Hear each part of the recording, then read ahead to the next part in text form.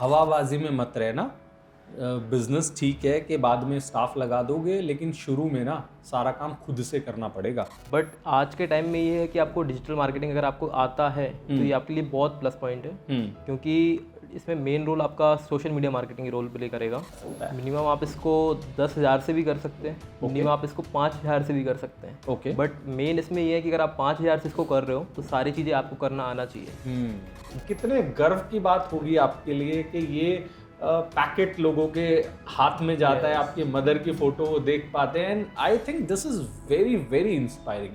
और एक हेलो दोस्तों, स्वागत है आपका मेरे एक और पॉडकास्ट में। और आज का पॉडकास्ट और भी ज्यादा खास होने वाला है भाई। जनरली जो पॉडकास्ट रहते हैं ना, उसमें बिजनेस कैसे सेटअप करते हैं वो नहीं सिखाया जाता, लेकिन आज के बिजनेस में ना हम स्क्रैच से सीखेंगे। और जो हमारे गेस्ट है ना, बहुत ही स्पेशल है।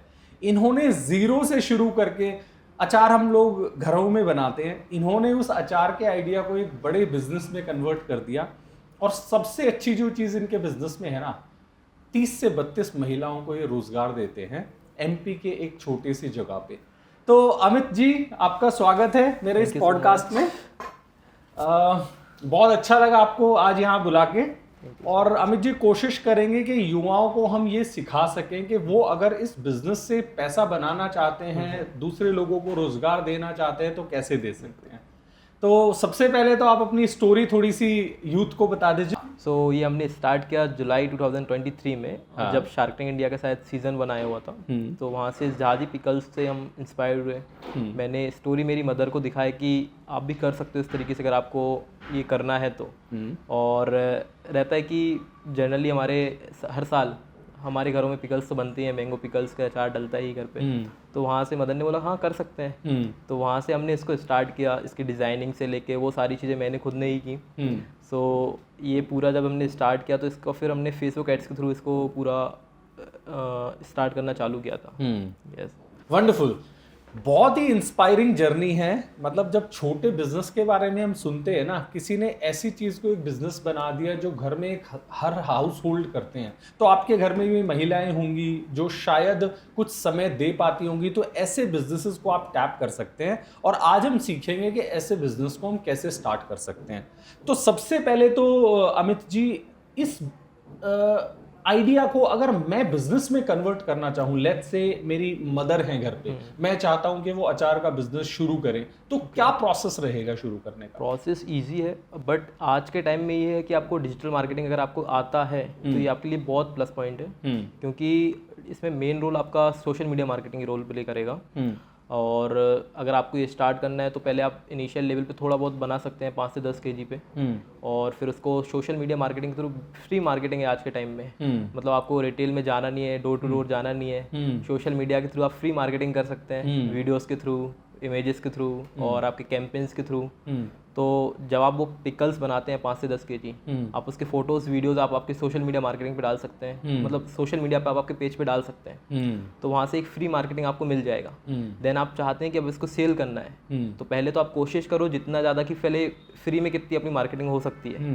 अगर आपको लगता है कि फ्री में अपनी इतनी मार्केटिंग हो रही है कि हम इसको अच्छे लेवल पे सेल कर सकते हैं सोशल मीडिया रील्स के थ्रू, इमेजेस के थ्रू, अगर आपको लगता है वहाँ से नहीं हो रहा है तो आप फेसबुक एड्स के थ्रू जा सकते हैं। तो फिर आप फेसबुक एड्स के थ्रू इसको रन कीजिए ईजिली। ये मतलब पिकल्स का मार्केट ऐसा है कि अभी इतना ज़्यादा कंपटीशन है नहीं इसमें। मतलब प्रीमियम मार्केट में अगर आप लोअर मार्केट में जाते हैं तो बहुत सारे कॉम्पिटिटर्स हैं, रिटेल में बहुत सारे कॉम्पिटिटर्स हैं, बट ई कॉमर्स में इतने ज़्यादा भी है नहीं। तो हम ई कॉमर्स में प्रीमियम रेंज में इसको लेके जा सकते हैं, बट वो क्वालिटी, वो चीज़ें आपको रखनी पड़ेंगी कि नो प्रिजर्वेटिव्स, क्योंकि ऑर्गेनिक मार्केट है। अगर आप 2024 की बात करते हैं तो इसमें ऑर्गेनिक ही मेन रोल पे प्ले कर रहा है। कि अगर आप ऑर्गेनिक बेच रहे हैं तो लोग खरीदेंगे बिना किसी हिचकिचाहट के कि इसमें कुछ प्रिजर्वेटिव्स नहीं है और प्रीमियम क्वालिटी है। तो आप इस तरीके से इसको पूरा स्टार्ट कर सकते हैं। वंडरफुल। तो आप लोगों को ये बता दूं कि अमित भाई की ना कोई दुकान नहीं है, ये घर पे अचार बनाते हैं। एक लघु उद्योग की तरह इन्होंने शुरू किया था और सिर्फ डिजिटल मार्केटिंग के थ्रू ये लोग सामान बेचते हैं। ये बहुत ही अपने आप में एक इंस्पायरिंग जर्नी है कि आप घर पे बैठे बैठे कैसे बिजनेस कर सकते हो। अमित भाई, एक और इम्पॉर्टेंट क्वेश्चन पैसे से रिलेटेड। ज़्यादातर देखो भारत जो है ना अभी बहुत डेवलप तो नहीं है, ये तो हम सबको पता है। बहुत सारा ऐसा युवा है जो काम धंधा शुरू करना चाहता है, लेकिन उनके पास ना कैपिटल नहीं है, पैसा नहीं है, जोश है, जज्बा है, लेकिन पैसा नहीं है। तो इस बिजनेस को मिनिमम कितने इन्वेस्टमेंट से शुरू किया जा सकता है? मिनिमम आप इसको 10,000 से भी कर सकते हैं, मिनिमम आप इसको 5,000 से भी कर सकते हैं। ओके। बट मेन इसमें ये है कि अगर आप 5,000 से इसको कर रहे हो तो सारी चीज़ें आपको करना आना चाहिए। धंधे में सबसे बड़ी बात है कि आपको नौकर बनना पड़ेगा। तो मेन वही है, अगर आप सारी चीज़ें खुद कर सकते हो तो इसको आप 4,000 से भी कर सकते हो, 3,000 से भी कर सकते हो। आपको एक रॉ मटेरियल लेना है, 5-10 kg आप अगर आप मैंगो से स्टार्ट करते हैं तो मैंगो ईजिली 10, 15, 20 रुपये, 30 रुपये kg मिल सकते हैं ईजिली। तो उस बेसिस पे आप थोड़ा थोड़ा मटेरियल लेके उसको थोड़ा थोड़ा सा सेल करना स्टार्ट करो। ऐसा नहीं करना है कि भर भर मटेरियल आपने बना लिया है, अब उसको सेल करने की बारी आई तो वो सेल नहीं हो रहा है। पहले इनिशियल लेवल पे स्टार्ट करो, 5,000 रुपये से आप स्टार्ट करो और फिर इसको धीरे धीरे जो आप ROI आपके पास आता जा रहा है उसी पैसे को लगाओ। ये नहीं कि आपकी जेब से आप डालते जाओ और ROI आपके पास आ ही नहीं रहा है। तो वो चीज़ें नहीं करना है। लोग यहीं फंस जाते हैं कि पैसे वो पहले डाल देंगे 1-2 लाख रुपए, फिर बोलते हैं धंधा चल नहीं रहा है। धंधा चलेगा कैसे जब आपने इसका प्लान बनाया ही नहीं है। तो वो चीज़ है कि आप 5-10 हज़ार रुपये लगा के इसको ईजिली स्टार्ट कर सकते हो और वो भी आज के टाइम में बहुत ईजी ग्रो हो जाएगा। आपको वेबसाइट बनानी नहीं है, आप सबसे पहले इंस्टाग्राम या फेसबुक के थ्रू जाओ। वो सबसे आज के टाइम में सबसे बेस्ट ऑप्शन है फ्री मार्केटिंग के लिए। Okay, that's wonderful. तो भाई सुन रहे हो अमित भाई क्या कह रहे हैं, हवाबाजी में मत रहना। बिजनेस ठीक है कि बाद में स्टाफ लगा दोगे, लेकिन शुरू में ना सारा काम खुद से करना पड़ेगा। सो सेल्फ एम्प्लॉयमेंट एक बिजनेस का फर्स्ट स्टेप होता है। पहले सब कुछ खुद करना पड़ता है, बाद में हम स्टाफ लगा सकते हैं। छोटे से शुरू कर लेना, तो हवाबाजी मत करना। Okay, wonderful. वैसे मैं एक क्वेश्चन आपसे पूछना चाह रहा था कि इंटरनेट का क्या रोल रहता है एक बिजनेस में, लेकिन शायद आपसे ये क्वेश्चन पूछना गलत रहेगा क्योंकि आपका तो पूरा ही जो बिजनेस है वो इंटरनेट बेस्ड है। अच्छा, मैं युवाओं को एक और चीज़ बताना चाह रहा हूँ भाई। सर का जो अचार का पैकेजिंग है वो ये है। अच्छा, प्रमोट नहीं कर रहा हूँ मैं इसको, ये मत सोचना कि अमित भाई इसको प्रमोट करा रहे हैं, मैं प्रमोट कर रहा हूँ। मेरा जो रीज़न था इस पैकेट को यहाँ पे रखने का इस पॉडकास्ट में वो था कि इन्होंने जो इसको पैकेजिंग किया है ना, इनके मदर का ये फोटोग्राफर से मैं रिक्वेस्ट करूँगा इसका प्रॉपर फोटो लेके एक बार डालें। इनके मदर का यहाँ पे फोटो है जिन्होंने इस काम को घर से छोटे से शुरू किया था। कितने गर्व की बात होगी आपके लिए कि ये पैकेट लोगों के हाथ में जाता है, आपकी मदर की फोटो वो देख पाते हैं। And I think this is very very inspiring. और एक और चीज़ है जो बहुत ज़्यादा इंस्पायरिंग है, वो ये है कि हर एक जो पैकेट है इनका, हर एक जो पैकेजिंग है उस पे इन्होंने किसी ना किसी अपने फीमेल वर्कर, इनके पास जो भी वर्कर्स है वो फीमेल वर्कर्स हैं, उसकी कहानी यहाँ पर लिखी हुई है। तो मैंने 4-5 बॉक्सेस देखे और हर किसी में एक फीमेल वर्कर की फ़ोटो है और उसकी कहानी लिखी हुई है। ये वाला जो पैकेट है इसमें कहानी लिखी हुई है मिसेस सुनीता पाल की, और इसमें लिखा हुआ है thank you for not only tantalizing our taste buds but also empowering rural women like me. Your dedication to quality and community development is commendable. ये शायद आपके मदर के वर्ड्स में इनके लिए लिखा हुआ है। वाओ! तो आपकी मदर को भी मैं एक कॉन्ग्रेचुलेट करना चाहूँगा कि you have done a wonderful job. आप इतने सारे महिलाओं को इंस्पायर कर रहे हैं और मैं मिसेस सुनीता पाल जी को भी कॉन्ग्रेचुलेट करना चाहूँगा कि आप इस मुहिम में उनके साथ जुड़े हैं।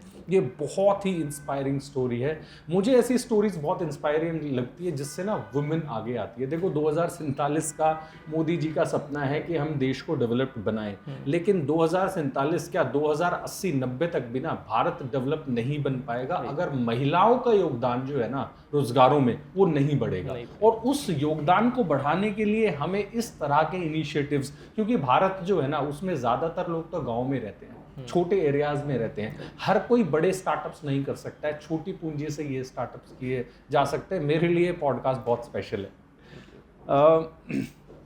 अमित जी, मैं आपसे बात कर रहा था तो आपने मुझे बताया था कि आपने काफ़ी सारी फंडिंग लोकली एमएलएज फंड से, एमपी से, डिस्ट्रिक्ट कलेक्टर से लिए, तो वो युवाओं के लिए बहुत ही नई इन्फॉर्मेशन हो सकती है कि कैसे पैसा, सरकारों को तो लोग पैसा देते हैं, आपने सरकार से पैसा कैसे निकाल लिया, वो थोड़ा सा आप गाइड कीजिए। ये मेनली क्या होता है कि जब अपन कनेक्शंस बनाना या ये स्टोरीज जो होती हैं, स्टोरीज की थोड़ा जो गवर्नमेंट एम्प्लॉयज़ हैं वो थोड़ा कनेक्टिंग करते हैं कि अगर आप वुमेन एम्पावरमेंट का काम कर रहे हो तो वो कुछ गवर्नमेंट स्कीम्स भी होती हैं वुमेन एम्पावरमेंट को लेके, और हमारे एमपीज़ एमएलएज़ के पास फंड होते हैं जो वुमेन एम्पावरमेंट, रूरल डेवलपमेंट, इस तरीके से उनके पास फंड्स आते हैं। जब आप उनसे बात करेंगे, अगर आपका आइडिया अच्छा है, अगर आपका प्लान अच्छा है, तो वो मे बी आपको फंड दे सकते हैं। ऐसे ही हमारे साथ हुआ, हमारा पूरा प्लान, हमारी पूरा आइडिया हमने उनको बताया, और हमारा ऑलरेडी बिजनेस अच्छा चल रहा है, रेवेन्यू अच्छा है, तो उनको लगा कि हाँ ये कुछ अच्छा कर रहे हैं।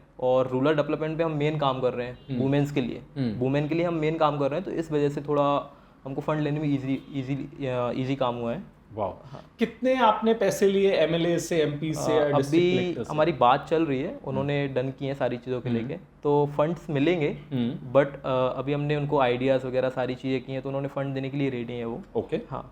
अप्रोक्सीमेटली कितना आप एक्सपेक्ट कर रहे हो? लाइक हम जो हमारे एमएलए हैं वहाँ से 10-20, और जो एमपी हैं वहाँ से 20-30, और जो हमारे डिप्टी कलेक्टर्स हैं वहाँ से हमको गवर्नमेंट सपोर्ट भी मिल रहा है, ग्रांट्स भी मिल रहे हैं, स्टार्टअप इंडिया के थ्रू भी हमको इंक्यूबेशन सेंटर्स वगैरह वहाँ से भी हमको फंड्स मिलना चालू है। वंडरफुल। देखो भाई, हम डेली लाइफ में ना सरकारों को कितनी गाली दे ले, कुछ भी कर ले, लेकिन असलियत ये है कि सरकारें ना यूथ को पैसा दे रही हैं अगर वो आगे बढ़ना चाहें और समाज के लिए कुछ करना चाहे। तो इस तरह के इनिशिएटिव अगर भाई आप ले सकते हो ना, तो पर्सनली मैं रिक्वेस्ट करूंगा अमित भाई से भी कि अगर कुछ युवा आपके पेज पे जाके आपको क्वेश्चन करते हैं कि कैसे ये बिजनेस स्टार्ट कर सकते हैं, तो प्लीज़ उनको हेल्प करें।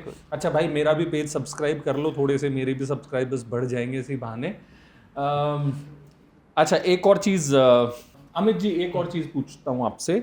वैसे आपका कोई रिटेल आउटलेट है नहीं, हाँ। वो शायद इसलिए नहीं है कि आपका जो प्रोडक्ट है वो थोड़ा सा प्रीमियम है, लेकिन अगर कोई युवा बेसिक रेंज का अचार का बिजनेस करना चाहे और दुकानों से बेचना चाहे, तो क्या ये बिजनेस ऐसा है जो मल्टीपल लोकेशंस पे स्प्रेड किया जा सकता है? कर सकते हैं, लेकिन ये इस टाइम पे पॉसिबल नहीं है चीज़ें, क्योंकि मार्केट में कंपटीशन बहुत ज़्यादा है। ओके, निलॉन्स का है, और भी ऐसे बहुत सारे ब्रांड्स हैं जो आपको टिकने नहीं देंगे मार्केट में। ओके, और आप इतना ज़्यादा चीप नहीं दे सकते उनसे ज़्यादा, क्योंकि वो ऑलरेडी मार्केट में बहुत पहले से हैं, उनके पास अच्छे से अच्छे कनेक्शंस हैं, उनके पास रिटेलर कनेक्शंस हैं, उनके पास होलसेलर कनेक्शंस हैं, तो उनके लिए वो चीज़ें ईजी हैं। नए अगर कोई बिजनेस करने आ रहा है, कोई धंधा करने आ रहा है, तो उसके लिए वो चीज़ इजीली नहीं है, इजी है ही नहीं। आप रिटेलर्स के पास जाओगे, आपको कहेंगे क्रेडिट लिमिट पे देना है माल, कौन देगा? कोई नहीं लेता है क्रेडिट लिमिट पे, क्योंकि 30 to 60 डेज का क्रेडिट लिमिट रहता है, मिनिमम 90 डेज का तो क्रेडिट लिमिट रहता ही रहता है रिटेलर्स के पास में, कि अगर आप माल रख के जा रहे हो तो रख के जाओ,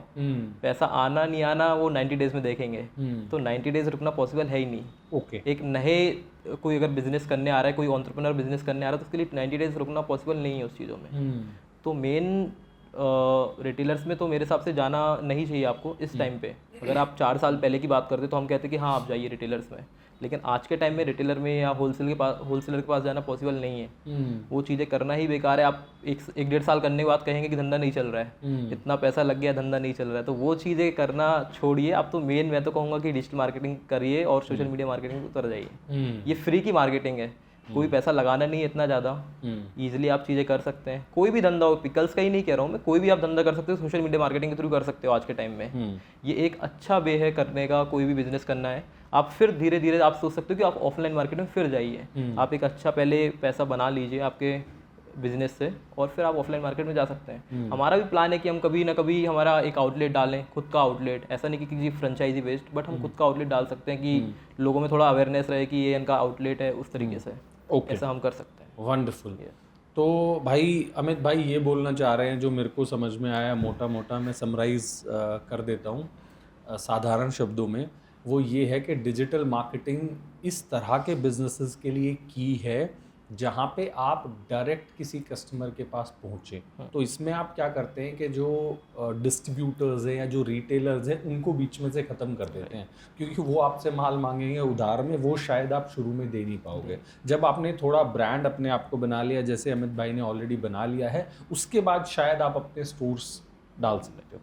वंडरफुल। अमित भाई, ये तो सारी हो गई अच्छी अच्छी बातें, इंस्पायरिंग बातें, मज़ा आ गया सुन के। लेकिन हर बिजनेस में चैलेंजेस होते हैं, और अगर हम वो चैलेंजेस युवाओं के साथ नहीं शेयर करेंगे तो I think it will be a biased podcast. तो थोड़ा सा ये बता दो कि अटक कहाँ जाते हैं और क्या रीजंस हो सकते हैं जिसकी वजह से ये बिजनेस फेल हो सकते हैं।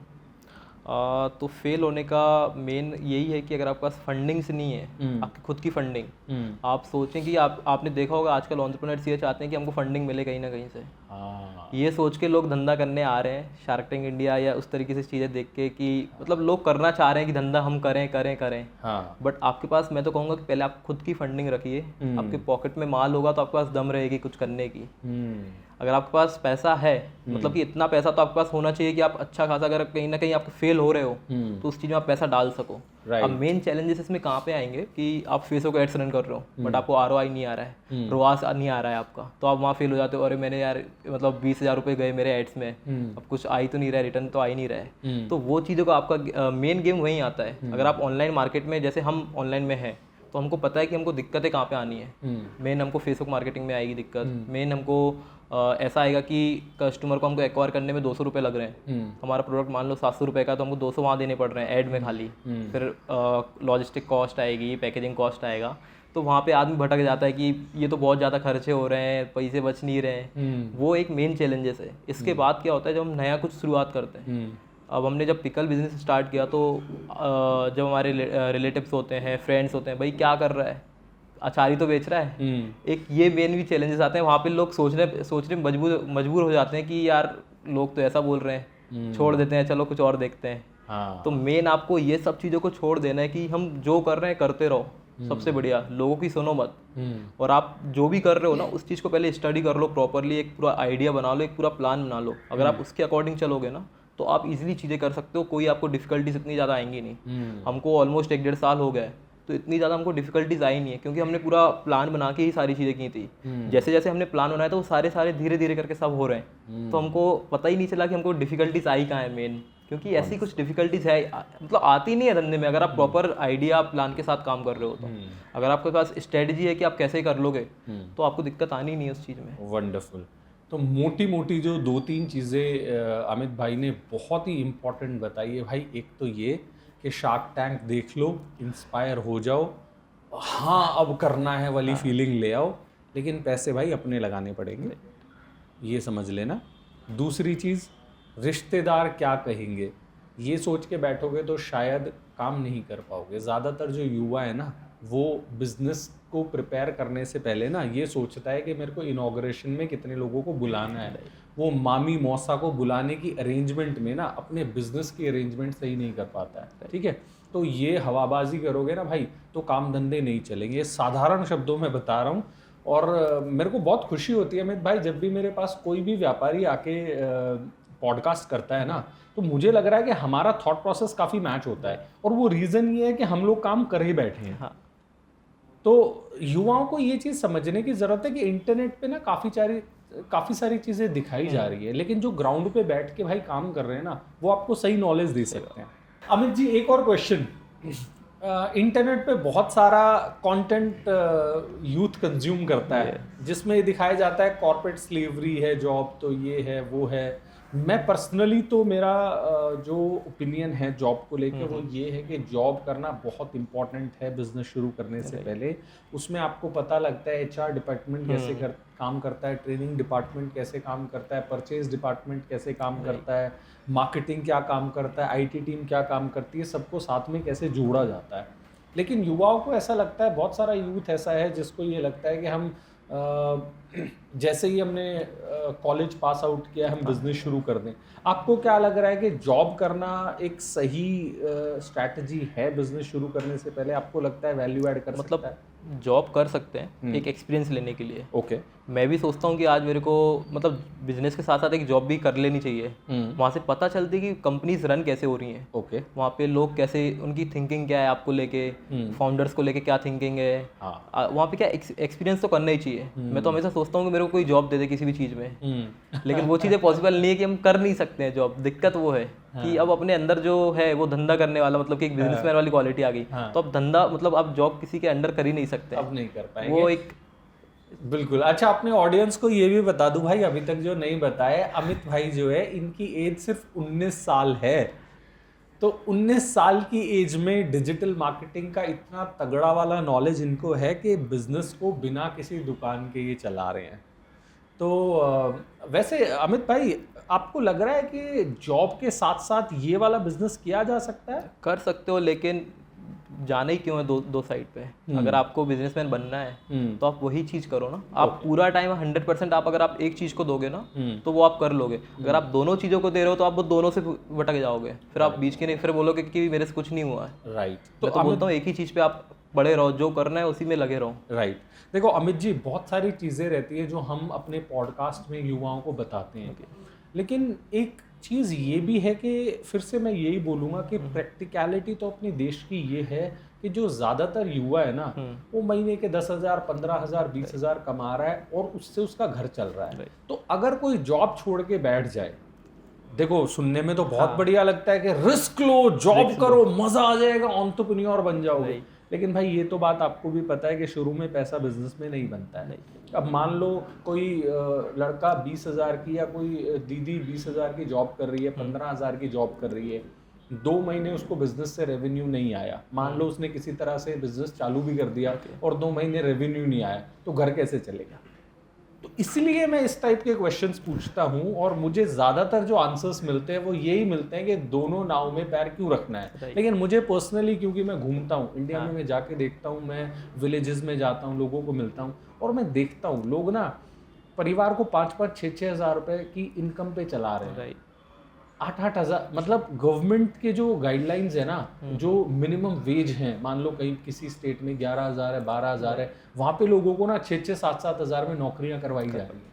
अब कोई 6-7 हज़ार की नौकरी कर रहा है, देखो सोच वो बड़ी रख सकता है, ऐसा नहीं है कि 6-7 हज़ार की नौकरी करने वाला बड़ा बिजनेस नहीं कर सकता, लेकिन करे तो करे कैसे, क्वेश्चन ये रहता है। तो जॉब के साथ साथ अगर वो कर सके तब तो मुझे लग रहा है कि भाई वो हो सकता है कि 4-6 महीने में जॉब छोड़ दे। आपको लग रहा है कि जॉब के साथ साथ इसको किया जा सकता है? जॉब के साथ कर सकते हो अगर आपको लग रहा है कि मेरे को इतना ज़्यादा रिस्क लेना नहीं है। आप जॉब भी चलने दो आपकी साइड में। और मैं भी चलो आपको एक पॉइंट ऐड करता हूँ कि हमारे 2 बिजनेस हैं, तो मैं पूरा जो पूरा डे वाला पार्ट है वो हम हमारे बिजनेस को देते हैं, जो मेरे एक और पार्टनर के साथ चलता है, और जो नाइट वाला पार्ट है वो मैं हमारे बिजनेस को देता हूँ। तो आप ऐसा कर सकते हो, दिन में आप आपकी जॉब करो, वहाँ से अर्निंग्स लेके आओ, वो अर्निंग्स आई उसमें से कुछ पार्ट आप आपके खुद के धंधे में डाल सकते हो। ऐसा आज के टाइम में बहुत सारे लोग करते हैं। आपने बहुत सारे लोगों की स्टोरी सुनोगी कि हम जॉब भी करते थे और साथ में उसको ग्रो भी करते थे। ऐसा करना सेफ है, आपके लिए बहुत सेफ है, क्योंकि आपके पास इनकम भी आती रहेगी, लेकिन आपको आपका टाइमिंग देना पड़ेगा। लोग चाहते हैं कि टाइम भी ना दें और पैसा भी आए, तो वो पॉसिबल नहीं है। ये बहुत बढ़िया चीज़। अगर आप 18 घंटे 20 घंटे काम कर सकते हो तो आप करो। मैं तो कहता हूँ करो, 1 साल 2 साल 3 साल करोगे, उसके बाद तो लाइफ सेट है ना। वो एक मेन चीज है। आप, मैं तो बोलता हूँ 2 साल काम कर लो 18 घंटे, क्या दिक्कत है? अभी पता है अमित भाई क्या हो रहा है, कोई बंदा है उसकी 15,000 की जॉब है, उसको लगता है मेरे को पैसा बनाना है, 13,000 उसका खर्चा है, 2,000 रुपये ना स्टॉक मार्केट ट्रेडिंग में डाल देता है। उसको पता है क्या लगता है, एक तो रिश्तेदारों को बोलने में बहुत फैंसी लगेगा, अरे भाई मैंने तो आज स्टॉक मार्केट ट्रेडिंग से 5,000 रुपये बना लिए। इन मतलब मैं शायद गधा वर्ड यूज नहीं करना चाह रहा हूँ पॉडकास्ट में, या कर दूं? कर दो। इन गधों को ना ये समझ में नहीं आता है कि स्टॉक मार्केट ट्रेडिंग में ना सक्सेस रेट 0% है। राइट, 0%। 0% का मतलब स्टॉक मार्केट ट्रेडिंग से कोई नहीं कमा सकता। लोग ना पैसे ले लेके प्रमोट कर रहे हैं फ्री में, भाई तुम्हें बता रहे हैं। एक समझा भी देता हूँ, इस पे पता है इतना फोकस, वैसे ये पॉडकास्ट स्टॉक मार्केट ट्रेडिंग के बारे में नहीं है, लेकिन तुम लोग ना बर्बाद हो रहे हो ये काम कर करके, तो समझा देता हूँ। किसी भी ट्रेडिंग प्लेटफॉर्म का डेटा उठा के देखोगे ना, 90% लोग तो उसमें लॉस में रहते हैं। 4-5% लोग ऐसे रहते हैं जो ना लॉस में रहते हैं ना बेनिफिट में रहते हैं। 3-4% लोग ऐसे रहते हैं जो पैसा कमाते हैं। लेकिन कैच यहाँ पर है, ये जो 4-5% लोग हैं ना जिन्होंने पैसा कमाया है, अगले साल ये 4-5 लोग पैसा नहीं कमा के और कोई 4-5 लोग पैसा कमा रहे हैं। तो जिन्होंने इस साल पैसा बना लिया, गवर्नमेंट ने तो, सेबी ने तो पब्लिश कर दिया डेटा के 4-5% लोगों ने करोड़ों रुपए कमाए, लेकिन अगले साल उन 4-5 के वो करोड़ों अंदर चले जाते हैं। तो अगर 5 साल का डेटा उठा के देखेंगे ना, स्टॉक मार्केट ट्रेडिंग में 0% लोग पैसा कमाते हैं। ये चीज युवाओं को नहीं समझ में आती है। फिर उनको मैं बोलता हूं ना, तो पता है क्या कहते हैं, स्टॉक मार्केट से तो दुनिया चल रही है। उनको यही नहीं समझ में आ रहा कि हम ट्रेडिंग की बात कर रहे हैं, शेयर्स तो हम भी खरीदते हैं 10 साल 15 साल के लिए। फिर पता है क्या अमित भाई, चलो स्टॉक मार्केट ट्रेडिंग छोड़ देते हैं, बेटिंग ऐप में पैसा लगा लेके आईपीएल चल रहा है, तो भाई मेहनत करोगे तो पैसे बन जाएंगे, ठीक है। अब ये व्यापार करे बैठे, मेहनत कर रहे हैं, इनकी माता जी ने कितनी मेहनत की है। छोटे गांव में शायद आपने शुरू किया है, छोटे गांव में ना पड़ोसी ऐसे आंख निकाले देखते रहते हैं और मजाक उड़ाते हैं जब तुम कोई व्यापार शुरू करते हो, ठीक है। तुम बैठ जाते हो लैपटॉप को लेके, तुम्हें लग रहा है आज बेटिंग में पैसा डाल दिया, स्टॉक मार्केट में पैसा डाल दिया, मैं तो अरबपति बन जाऊंगा। तुम्हारा बनाया जा रहा है, तुम कुछ बन नहीं रहे हो। वो अमरीश पुरी है, तुम्हारी जेब से तुम्हारे पैसे निकाल रहे हैं। ये स्ट्रॉन्ग वर्ड्स में तुम्हें समझा रहा हूँ, अपनी जिंदगी चेंज कर लो, इसलिए सीधे कैमरे में देख के तुम्हें समझा रहा हूँ। एनीवे, अब नहीं समझना चाहते तो तुम्हारी मर्जी। अमित भाई, हम तो अपनी स्टोरी शेयर कर सकते हैं, अपना ओपिनियन ही शेयर कर सकते हैं। अमित भाई, एक और क्वेश्चन आपसे पूछना चाहूंगा। जैसे हम डिस्कस भी कर रहे थे कि युवाओं को तो ऐसा कुछ व्यापार करना है जो बताने में बहुत अच्छा लगे। मैं तो एक स्टार्टअप कर रहा हूँ, एड टेक कर रहा हूँ, ऐसा एक वेबसाइट बना रहा हूँ, तो आपको लग रहा है वहाँ पे ये फिट करता है बिजनेस उस प्रेस्टीज वाले एंगल में? हाँ, कर सकता है। लेकिन अगर वेबसाइट वगैरह बना के करें तो नहीं, तो रिश्तेदारों को कैसे बताएंगे कि मैं अचार बेचता हूँ? मतलब अगर आपको ये हवाबाजी टाइप कुछ करना है, लगना चाहिए, क्योंकि आज का यूथ में यही है, हवाबाजी करना है। भले वो कमाए 10 रुपए, लेकिन हवाबाजी फुल होनी चाहिए उसकी। सो इसमें आप यही कर लो कि भाई वेबसाइट बना लो सबसे पहले तो। दूसरी बात, आ जाओ आप सोशल मीडिया पे, तो वहां से आप आपकी हवाबाजी चालू कर लो, लिखना चालू कर दो, फाउंडर, को फाउंडर, उस तरीके से। आज का यही है जनरेशन में। कुछ मतलब भले उन्होंने एक पेज बना लिया कैसा कि भाई मैं फॉलोअर बेच रहा हूँ, बस लिख दिया फाउंडर, आगे कंपनी का नाम। तो वो चीजें करना बंद कर दो। सबसे पहली बात तो यही है। अगर आप ये चीजें बंद कर दोगे ना, तो आप कुछ कर सकते हो लाइफ में। राइट। मतलब आपके धंधे को आप 1 साल तो छुपा के रखो कि आप कुछ कर रहे हो। मैं तो ये कहता हूँ, राइट, सबसे बढ़िया 1 साल बाद ऐसे निकल के आओ कि लोग बोले भाई तू तो घर पे रहता था, कैसे कर लिया ये चीजें। मतलब वो चीज सही रहेगा ना, आपको डिप्रेशन होगा ना आपके रिलेटिव के ताने सुनने, क्योंकि तू कर क्या रहा है। सबसे बढ़िया चीज वही है। आप मतलब कम से कम 4-5 महीने ऐसा छुपा के रखो, लोगों को पता नहीं चले। और जब अर्निंग्स आने लगे 1-2 लाख, तो भाई दिखाना चालू कर दो कि भाई ये देखो मैंने ये किया है। फिर करो हवाबाजी, पहले ही मत करो हवाबाजी। आपने आज कंपनी बनाई, कल आपने फाउंडर लिख दिया आपके अकाउंट पे, तो वो चीजें काम नहीं आनी यहाँ पे। एक से मतलब आप 4 महीने 5 महीने 1 साल हवाबाजी कर लोगे, उसके बाद क्या फिर रोड पे दिखोगे, फिर बोलेंगे वही चीज। हाँ देखो भाई, हम लोग पॉडकास्ट में ना कुछ स्ट्रॉन्ग वर्ड्स यूज कर रहे हैं, और वो करने का पर्पस ये है कि युवाओं को ये समझ में आए कि ये चीज़ें लॉन्ग टर्म में ठीक नहीं है। आप कोई भी बिजनेस शुरू करें, छोटे से शुरू करें, कंटेंट डेवलपमेंट करना चाहते हैं करें, लेकिन एक ना अपने आप को ग्राउंडेड रख के करो।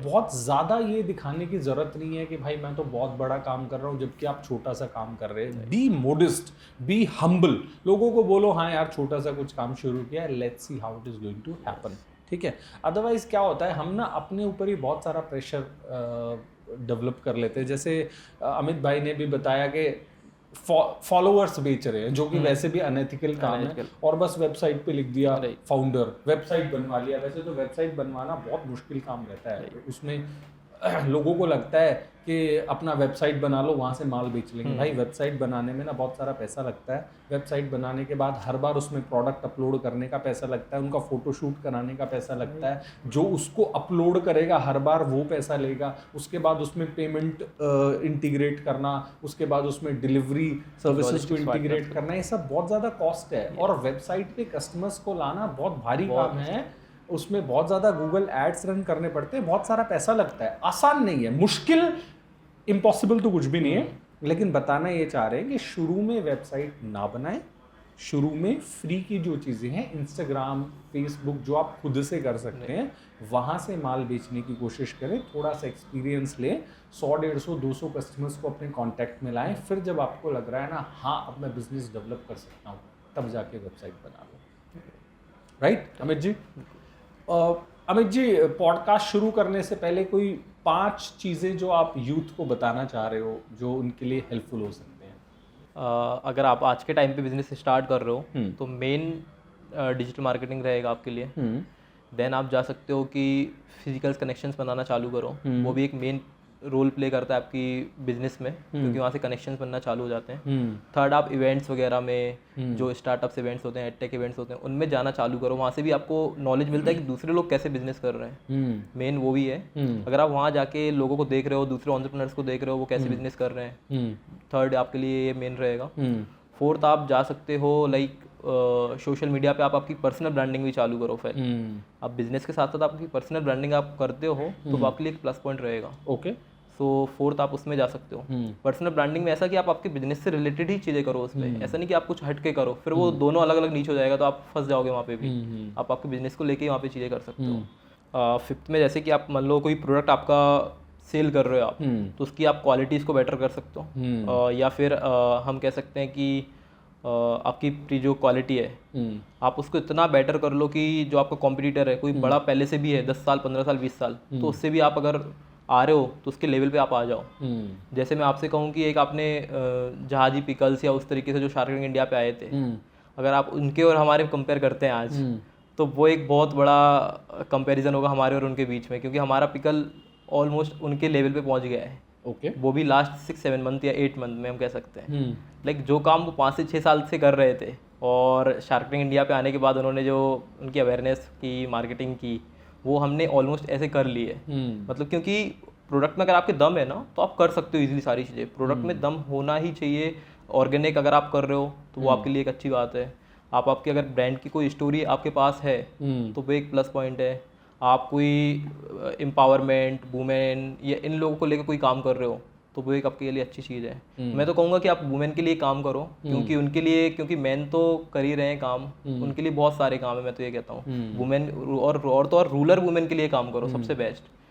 अर्बन में तो बहुत सारी जॉब्स भी हैं, बहुत सारे कॉर्पोरेट में जॉब्स हैं, बट रूरल के लिए ऐसा कोई काम नहीं है, वो दिहाड़ी करते हैं। सबसे बड़ी चीज़ उस चीज़ों को छोड़ना पड़ेगा उनके लिए। दिहाड़ी मतलब करना पॉसिबल नहीं है वुमेन्स के लिए। आपने देखा होगा कि वो प्रेग्नेंट है फिर भी वो काम कर रही हैं, तो वो चीज़ें देखी नहीं जाती।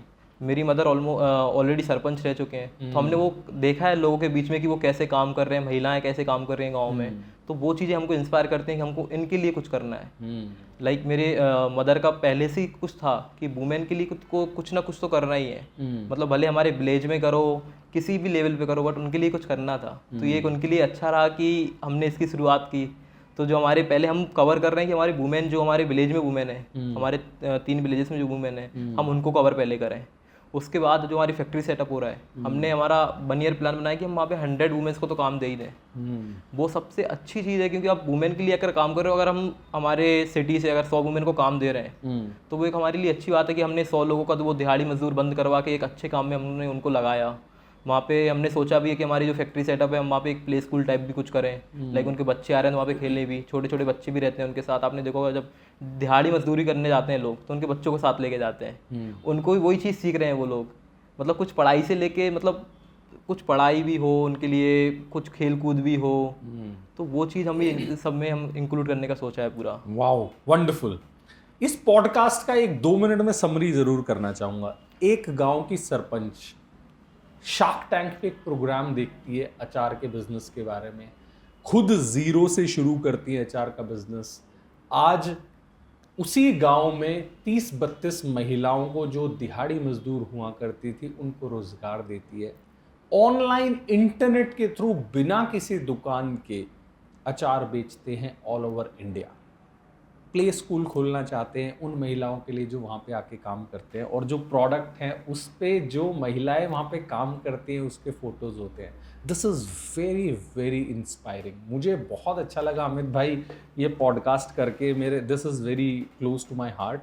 और जैसा मैं और भी वीडियोज़ में बोलता हूँ भाई, देश आगे तभी बढ़ेगा जब युवा आगे बढ़ेगा। तो आगे बढ़ो, हवाबाजी से बाहर निकलो, stock market, trading, betting app, ये जो ऑनलाइन चाइनीज़ लोन ऐप है, इनसे बचो और छोटे मोटे काम धंधे शुरू करो। हवाबाजी से बाहर निकलो, ग्राउंड पे आओ और काम धंधे शुरू करो। और इस पेज को सब्सक्राइब कर लेना भाई, चैनल को। थैंक यू अमित भाई, it was wonderful interacting with you.